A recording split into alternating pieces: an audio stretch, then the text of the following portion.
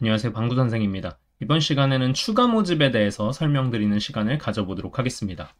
각 대학들이 수시에서 학생들을 뽑다가 인원들을 채우지 못하게 되면 정시로 2월을 해서 추가적으로 선발을 하죠. 입학처에서는 화면에 보이는 시간까지 학생들에게 직접 통화를 통해서 충원 합격 통보를 마감하게 됩니다. 그런데 전화를 하게 되다가 이 6시까지 다 돌리지 못하고 끊기게 되면은 나머지 인원들은 추가로 모집하게 되는데 그걸 추가 모집이라고 해요. 이건 자율적이라 모집하지 않는 학교들도 있습니다. 모든 추가 모집이 이런 이유로 이루어지는 건 아닙니다.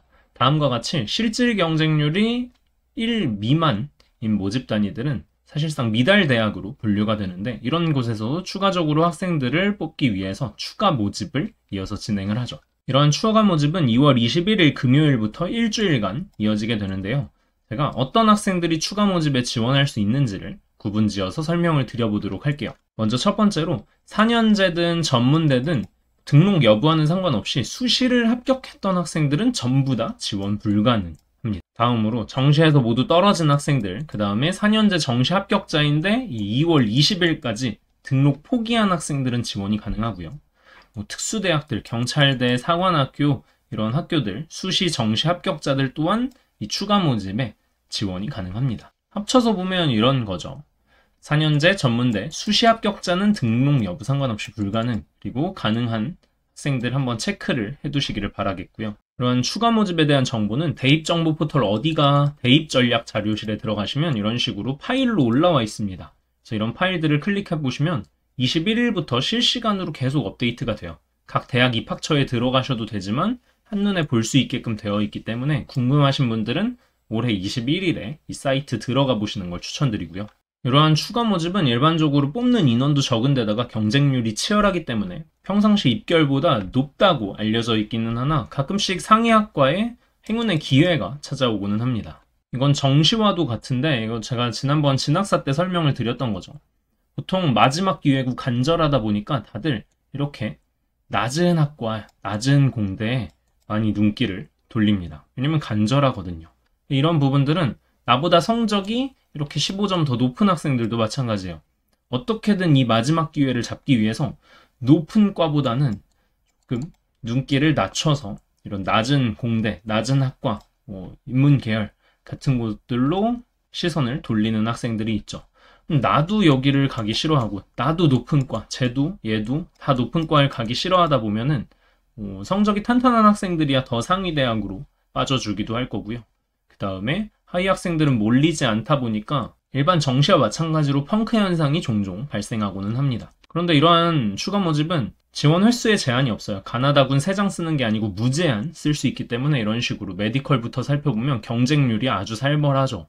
그 안에서도 조금 지원 자격이 제한되는 지역 기균, 농어촌 같은 곳들은 경쟁률 자체가 많이 떨어지는 모습을 확인하실 수 있을 거예요. 의치, 한약수 이런 식으로 이어져 있는데 이런 식으로 제주대는 약대, 수의대 작년에 같이 뽑았죠. 한 학교에서는 하나의 학과밖에 지원하실 수가 없습니다. 다음으로 인서울 수도권을 한번 살펴보죠. 이런 식으로 작년에는 한양대, 중앙대도 모집 인원이 꽤 됐고 국민대 이런 것들은 대학 입학처에서 공개를 하지 않았거나 아니면 제가 못 찾은 곳들입니다. 그리고 이제 주요 대학인데도 홍대처럼 이렇게 뽑는 모집 단위가 많은 곳들은 다른 곳 200대 1 경쟁률보다 이런 낮은 모습들을 보이곤 하죠. 제가 뒤에 재미난 걸 담아두었으니까 꼭 확인하시기를 바라겠고요. 이렇게 경쟁률이 안 나와 있는 곳들은 그 주변 비슷한 라인의 대학들이랑 비교해 보시면 될 것 같습니다. 다음은 지역별로 담아두었어요. 이런 식으로 뽑는 인원이 많은 곳들 같은 경우에는 아까 두 번째 케이스였죠.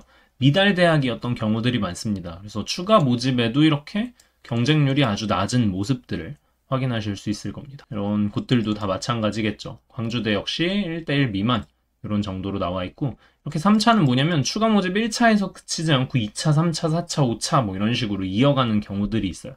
뽑는 인원은 점점 줄어들 텐데 그럼에도 인원을 다 채우지 못한 케이스들이죠.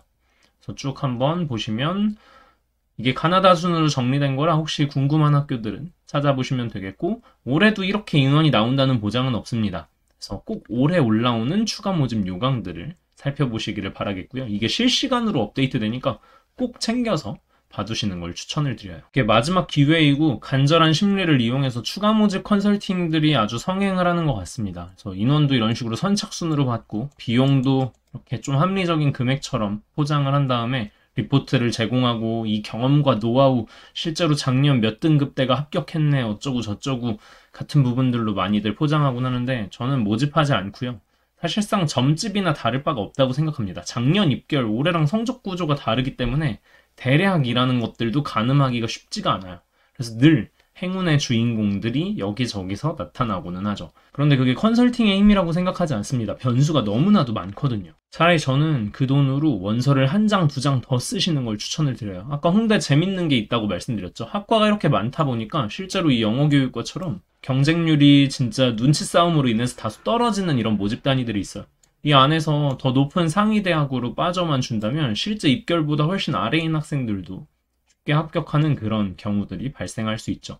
그래서 아무튼 컨설팅 받지 마시고 지원 자체를 더 여러 장 하시는 걸 추천드리고요. 아까 고속성장 분석기라고 했는데 이게 뭐냐면 대중적인 유료 배치표예요. 3만 원에 판매됐던 건데 수능 이후에는 무료로 전환되어 있습니다. 그래서 안에 들어가서 그냥 다운받아서 보시면 되는데 내 성적을 입력하면 각 대학별로 점수 계산을 해주고 어디가 안정적인지 뭐 적정인지 소신인지 같은 부분들을 이렇게 알록달록한 색깔로 직관적으로 표현을 해주는 그런 배치표라고 생각을 하시면 돼요. 무료니까 꼭 확인해 보시고요. 댓글로 링크 남겨두도록 하겠습니다.